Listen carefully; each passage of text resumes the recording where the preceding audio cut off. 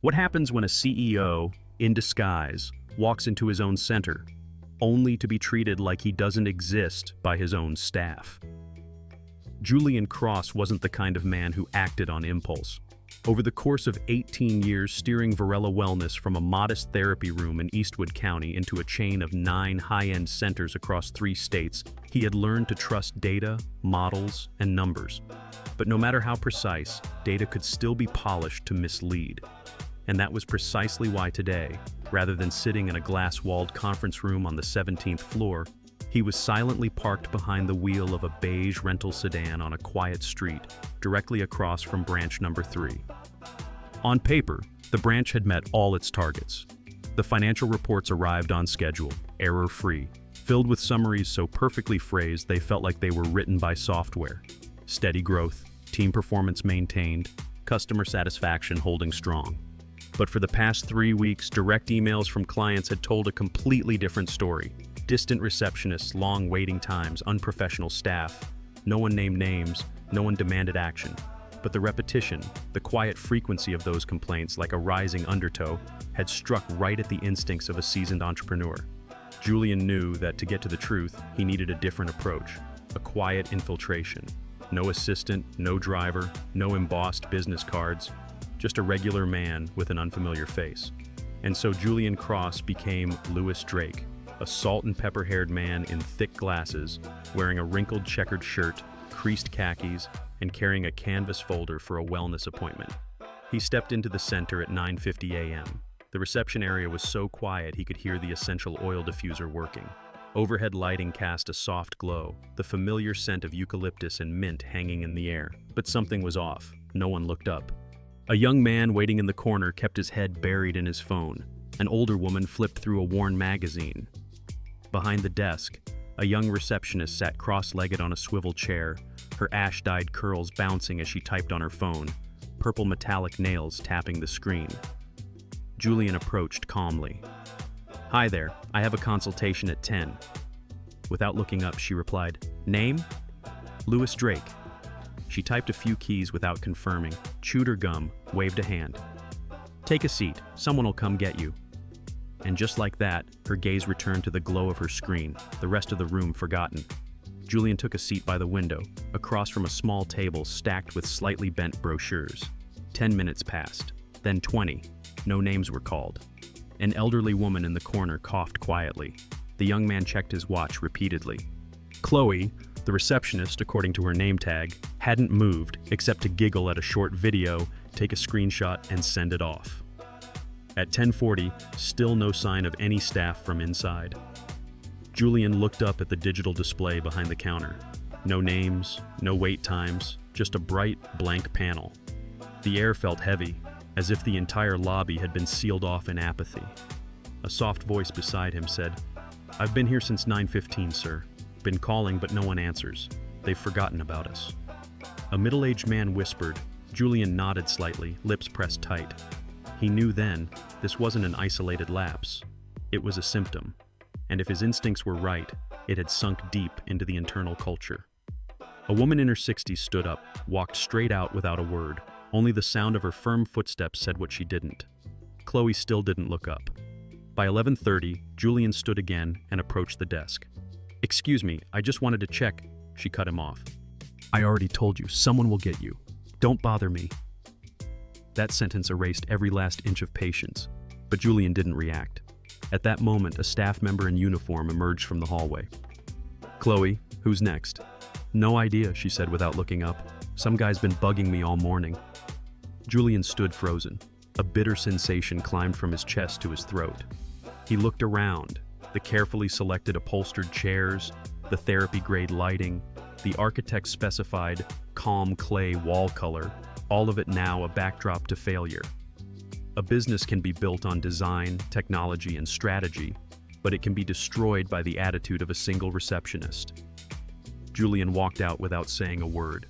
Not to give up, not to file a report. He sat back in his car, stared into the rearview mirror, and saw the truth clearer than ever. The reform starts now, and it will be ruthless.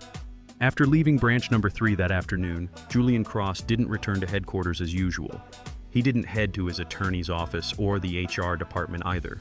Instead, he drove aimlessly through unfamiliar streets of the city, where the noon light spilled across cracked sidewalks and hurried pedestrians passed each other without making eye contact. In his mind, the receptionist's face, Chloe with her cold, dismissive expression, played over and over like a silent film. But what troubled Julian more than her rudeness was the way everyone around her had accepted it as normal. No one complained, no one spoke up, no one, apart from a few tired glances, dared to rise from their seat and ask, "Why is it like this?" Julian knew he had to return, but not as a customer. He needed to reach the root of the problem, the operational culture, and the only way to do that was to start from the bottom.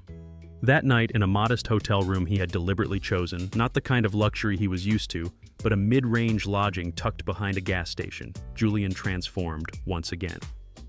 He shaved off the fake gray stubble, cut his real hair close to the nape, and applied a temporary tattoo of a bird's wing on his left arm. A thin hoodie, worn-out sweatpants, dusty sneakers. He became someone entirely different. Caleb Warren, 38, a former front desk clerk at a spa in another state, now looking for work after taking time off to care for his ailing mother. Early the next morning, he returned to branch number 3, this time through the side door, the staff entrance. No one recognized him. He stood silently outside for a few minutes, watching the cold fluorescent lights of the reception area and the condensation fogging the glass door. When he knocked, a short woman with neatly pinned curly hair opened the door. Her gaze was cautious, but not unkind. "I'm here to apply for the temporary front desk position," Julian said softly. She glanced at his appearance, then gestured toward the back. "Go find Renata in the office on the right." Renata's office was a windowless room decorated with dusty plastic plants. The woman, likely in her 50s, didn't even look up from her screen when she asked, "Name?" "Caleb Warren." "Experience?" "Front desk at Solana Retreat, Missouri." "You familiar with ResiSoft?" "Yes." "Good. Start this afternoon." Her sentence landed more like a command than an offer. No interview, no reference check, no contract paperwork. Julian nodded and thanked her, stepping out with a sinking feeling. This place didn't lack manpower. It lacked the ability to recognize people's worth. That afternoon, Julian walked into his first shift as a staff member. No polished desk, no tailored blazer, no business phone. Chloe, the same receptionist from the day before, didn't recognize him. She glanced over and returned to her phone. "You the new guy?" "Yes." "Good. Don't touch my computer, and don't ask the clients too many questions. They don't care anyway."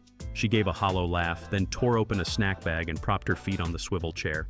Julian noticed that her workstation always had an oversized iced coffee, a stack of unopened letters, and a backlog of unheard voicemails. It was institutional apathy, made routine. But not everyone was like that. Julian took note of a woman named Olivia. She wore the same uniform, but it was always neat, and she moved with quiet urgency, sometimes tidying up consultation rooms, sometimes helping clients fill out appointment cards. She never complained. She never asked if something was part of her job. She just worked, and she did it right. Later that day, while taking a short break in the back room, Julian overheard a phone call. Chloe was on the line, giggling.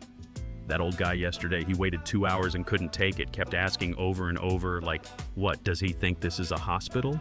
She laughed loudly. "I pretended not to hear him. Let him wait for fun. Who told him to walk in here dressed like a homeless guy anyway?" Julian's hand clenched tightly around his soda can. That voice, that smug tone, the way she described negligence like it was a game, that was the illness at the heart of it all. He knew then, reform couldn't begin with a warning. It had to begin with exposure, and he would be the one to pull back the curtain, not with authority, but with evidence. And tomorrow, Chloe would have no idea that the new hire was the one about to determine her future and the fate of the entire branch. Julian stepped into his second day as a trainee front desk clerk at branch number 3 of Varela Wellness, still under the identity of Caleb Warren. He carried no phone, wore no luxury watch like he usually did, just a humble Caleb with an attentive gaze that missed nothing. The entire center operated as if no one was watching. Chloe, the receptionist and the epicenter of all stagnation, was late again. She walked into the lobby at 8:22, iced coffee in hand, phone pressed to her ear, eyes meeting no one's. I told you already. If he's still upset, just tell him not to come back. We're not a charity ward, right? She said to whoever was on the other end, laughing as she tossed her purse onto the desk. Julian stood nearby, quietly disinfecting the appointment board, listening as every word etched another line into his sense of betrayal toward the system he once believed in. Less than 10 minutes later, a woman in her early 60s entered, slender and weary, holding a printed appointment confirmation and a small folder. I have an appointment with Dr. Inoue at 8:30, she said politely, though her face showed fatigue. Chloe glanced at the clock, didn't turn around. Doctor's not here yet. Take a seat. I took time off work to be here this morning, the woman said softly. Thanks. Take a seat, ma'am, Chloe interrupted, eyes glued to her phone screen. Julian watched from the back, his chest tightening. He remembered every line from the service guide he had once written with full sincerity. Every client is a journey to be respected. Now it was all being crushed by someone who showed no respect for people, yet showed great discipline in eroding trust. Julian stepped forward. If you'd like, I can check the schedule in the system. I'm still in training, but I can give it a shot. Chloe turned toward him, eyes sharp as blades. 8:30 means 8:30. Why ask so much? The older woman bowed slightly and returned to her seat. Julian moved behind the scenes and quietly jotted down everything in a small notebook. Every minute of waiting, every furrowed brow from a client, every instance of dismissal, it was all evidence. At exactly 8:45, Dr. Inoue entered through the back door, lab coat still crisply folded, a cup of hot tea in hand. Has Ms. Hill arrived? He asked. Chloe didn't respond. Ms. Hill, 8:30 appointment this morning. Still, she stayed buried in her phone. Julian spoke up. She's been here since 8:15. The doctor turned toward Chloe, his tone steady but cold. Why didn't you notify me? Chloe shrugged, voice indifferent. Didn't see you say good morning. I've been in the medical room since 8, he replied, eyes fixed on her. It's not my job to go find people. I sit here and work. I'm not going to wander around. Julian stood still, taking in the room. The glances from patients, from assistants and technicians, all pretending to be busy, trying to avoid eye contact. But Julian knew. No one here actually believed Chloe was doing her job right. They were just afraid of being dragged into it. By 10 a.m., Renata, the branch manager, finally appeared. She wore a black turtleneck sweater and carried a tablet, eyes glued to the screen. Caleb, she said without looking up, today you're on towels and floors. Olivia will take over reception. Chloe looked up. What? Why not me? Renata didn't answer. Olivia simply emerged from the storage room, wiping her hands on a small towel, and gave Julian a slight nod. I'll take it. No complaint, no hesitation. She walked to the front desk, opened the system, and began checking the schedule. Julian watched from a distance. Within 10 minutes, Olivia had checked in 3 clients, handled a billing inquiry over the phone, and printed a treatment history for an elderly customer, all with calm precision, never rushed, never flustered. Most notably, no one around her seemed confused or anxious. She was the steady rhythm that the center had been missing. By noon, everyone gathered in the break room for a surprise staff meeting. Julian stood in the corner, silent as usual. Renata began. Corporate's pressing us about performance metrics. We need to increase upsell rates, get more 5-star reviews, and secure more second appointments. I'm not seeing enough effort. Olivia gently raised her hand. Some clients have mentioned long wait times. If we had one more person at the front. There's no budget, Renata cut her off. We do more with less. That's the job. No one dared to say anything else. Julian wrote down one single thought. A culture of cost-cutting cannot nurture sustainable growth. When the meeting ended, he approached Olivia. I've never seen anyone handle clients as efficiently as you. She gave a faint smile. I've been here almost 2 years. I don't need compliments. I just need people to stop getting in the way. He looked into her eyes. Inside them was exhaustion, experience, but also something more, belief, something. And he knew, when this moment of reckoning arrived, she would be the one standing beside him.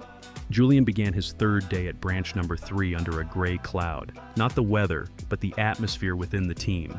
From the main lobby to the staff hallway, from voices to footsteps, everything echoed with a tone he had heard hundreds of times in his career, the sound of resignation. It didn't explode, it seeped in quietly, and if left unchecked, it would corrode the very foundation of trust he had spent his life building. He arrived early, as usual. Entering through the staff entrance, the first person he saw was Olivia, neatly stacking boxes of medical supplies. No one had assigned her this task, yet she continued to do the work of 3 people without a single complaint. She greeted him with a small nod, then carried on, wordless. Julian stopped beside her, pretending to check inventory. "You're always the first one in." Olivia shrugged, not turning her head. "If I don't do it, who will?" He was about to reply when he heard the shuffle of sandals behind him. Chloe had arrived, late as always, carrying a giant iced coffee, one earbud in, laughing into her phone. "Yeah, no one's thrown a tantrum yet this morning, but hey, it's early. Had some guy yesterday whining about a delayed appointment. Hilarious." She waved a hand, laughed loudly, and walked past Julian like he was invisible. When Olivia stepped out to prep the reception desk for her shift, Julian followed, wiping down the bulletin board. An elderly woman approached, holding a printed receipt, asking about charges from a previous session. Olivia gently explained, reprinted the invoice, and added a note for her next visit. Just a few steps away, Chloe sat without looking up, chewing snacks, her eyes glued to her phone screen. The scene unfolded in full view of everyone, and no one reacted. Julian understood. Indifference had become the norm. Less than an hour later, a middle-aged woman walked straight to the front desk, visibly upset. "I was charged twice for the same appointment. I only came in once this week." Chloe looked up, raising an eyebrow. "Not my problem," the woman frowned. "But you're the person at the desk. I just want to understand what happened." Chloe crossed her arms and leaned back. "Like I said, I don't handle that. Maybe you forgot you came in twice?" Her voice sliced like a blade. The woman's face flushed. Her lips quivered. "Are you accusing me of lying?" Olivia rushed from the hallway, towel still in hand. "I can help check for you," she said calmly, her tone grounded. Chloe scoffed. "Whatever, I'm not dealing with it." Within minutes, Olivia returned from the back office holding a printed log. "You only had one visit this week. Looks like the system duplicated the charge. I'll request a refund today." The woman's expression softened. She nodded slowly. "Thank you. I just needed someone to listen." As she left, Chloe sighed dramatically. "People act like $20 is life or death." Julian clenched his fist. It was time. He pulled out his phone and opened a locked contact list. Only 3 names. He tapped just one, Rebecca, head of regional HR. "I need you at branch number 3. No advance notice. In person." "What's going on?" Rebecca asked. Julian replied without hesitation. "The issue is named Chloe." At 4:10 p.m., Rebecca arrived in a khaki blazer. She walked directly to the manager's office and exchanged a few quiet words with Renata. Someone Julian suspected had long grown comfortable with looking the other way. Then she called Chloe in, her voice smooth, as if this were just another routine check-in. No one knew what was happening behind that door. Julian didn't need to. All he cared about was the outcome. 15 minutes later, Chloe stepped out, face drained of expression. No tears, no rage, just emptiness. She quietly packed her things, placed them in her bag, and walked out the front door like a stranger who had never truly belonged. As she passed the reception desk, Olivia turned to Julian and whispered, "What happened?" He gave a slight smile, picked up a broom, and began sweeping the lobby. No one asked further, but everyone understood. Something had shifted. The wind had changed. The next morning, branch number 3 opened as usual, but the atmosphere had completely changed. Chloe no longer sat behind the reception desk, no sound of acrylic nails tapping on a phone, no cloying perfume lingering in the air, no lazy, sarcastic laughter. Instead, there was a gentle quiet. Olivia, in her pale blue uniform, stood at the reception with the printer humming softly beside her, steadily producing appointment confirmations. Julian arrived early, as he always did, wiping the front glass doors. No one had asked him to, but his quiet, steady presence had begun to shift the rhythm of the entire place. Staff began arriving on time, work schedules were printed and posted neatly, the mail bin was emptied each morning, and most importantly, no client waited more than 15 minutes without being acknowledged. Renata entered at 8:35 with a stiff expression. She didn't speak to anyone, only gave a short command. "End of lunch. Everyone meet in the break room. Urgent." Julian noticed her gaze flick past Olivia and pause for a few seconds, as if she still couldn't accept that the old order had shifted. At noon, the meeting was held in the staff lounge. There was no whiteboard, no slideshow, just Renata leaning against the edge of the table with a tablet in hand. "I'll make this brief," she began. "Chloe will not be returning. That decision came from higher up. I have no further comments." No one spoke. "I'll temporarily cover the front desk until we have a permanent replacement. Olivia will return to her original duties in stock and sanitation. Everyone is to stay within their role. No one oversteps." Her eyes landed on Olivia again, but this time, Olivia didn't lower her head. Julian noticed her hand resting on her knee, no longer clenched like it used to be. She was holding her ground, silently, without resistance. Renata continued, her voice flat. "Also, next week, a quality control team from corporate will be visiting. I want everyone to be clear, this is about optics. I don't need feelings, I need results. Make everything look right." The word "look" struck Julian like a slap. In his mind, all the polished, deceitful reports of the past came flooding back. Look right, not be right. That afternoon, Julian stepped away from the front lobby and walked down the hallway toward the employee parking lot where dusty cars sat still beneath the trees. He needed a moment to think, to decide what he would do next. Just then, a young man pushed through the door, slim, holding a folder, eyes scanning the room as if unsure who to approach. Olivia was the first to step forward from the desk, walking toward him gently. "Hi there, can I help you?" "I'm here to drop off my internship application. My name's Jamal. They told me to bring original documents." "You're in the right place," Olivia smiled. "Have a seat at that table. I'll grab the intake form." Julian stood at the far end of the hallway, watching. Jamal looked nervous. He sat down, set his bag aside, but didn't take his eyes off Olivia. The way he tugged at his sleeve, the quiet tapping of his fingers on the tabletop, it was clear he didn't feel he belonged here, and that only made Julian pay closer attention. Renata appeared from the hallway behind them, her tone clipped. "Have you verified his references?" "I'm in the process," Olivia replied calmly. Renata stepped over and glanced at the file. "I don't see an official notice. You didn't have a scheduled appointment?" Jamal hesitated. "I called last week. Sophie from HR said I should bring—" "Not sure who Sophie is," Renata cut in, turning to Olivia. "Don't waste time on unconfirmed cases." Olivia maintained her polite smile. "I found Jamal's name in the system. He has university verification and is scheduled for a trial evaluation next week."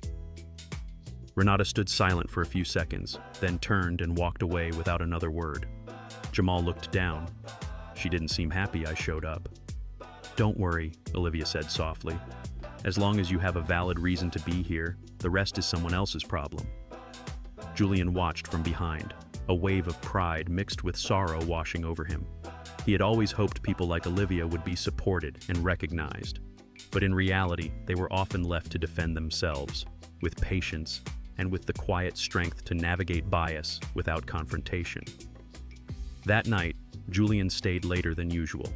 He sat alone in the now empty break room, facing a water dispenser and a stack of paper cups. He opened his notebook and flipped through the pages he had filled since day one. The first note about Chloe, the outdated appointment board, Ms. Hill's grateful smile when Olivia stepped in, the silent endurance of staff members, and a culture that had rotted from the inside out. He knew that tomorrow, watching would no longer be enough. Tomorrow, Caleb Warren would not show up. Julian Cross would walk in, not with a CEO title on his name badge, but as the man who would rewrite how this system works. Friday morning, branch number 3 of Varela Wellness opened on time, just like any other day. Staff arrived, the automatic sanitizer switched on, the ambient music played softly through the speakers as if everything was moving along smoothly. But there was one clear difference. Caleb Warren was no longer at the front door polishing the glass. No one silently arranged the reception desk or delivered supply boxes to treatment rooms as if he knew exactly what was missing and where it was needed. Instead, at 8:15 a.m., another man entered through the staff door. A crisp white button-down shirt, sleeves rolled neatly to the elbows. Slim gray slacks, simple leather shoes. No name tag, but the face. Familiar enough to stir recognition. And it only took a few seconds to match name to title. Julian Cross, the founder. The man they had seen in training videos on the framed portrait in the hallway. The man no one expected to ever walk into this place. No one said a word. No one made a sound. Julian recognized that silence. It came from instinctive self-preservation. He nodded at a few staff members and walked directly to the reception desk where Olivia was checking the appointment schedule. "Good morning," he said softly. Olivia turned, eyes wide. I thought you were gone." Julian smiled gently. "No, I was just getting started." By 11:50, Renata called an impromptu meeting. The break room was packed.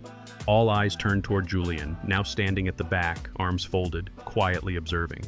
Renata, composed as ever, cleared her throat.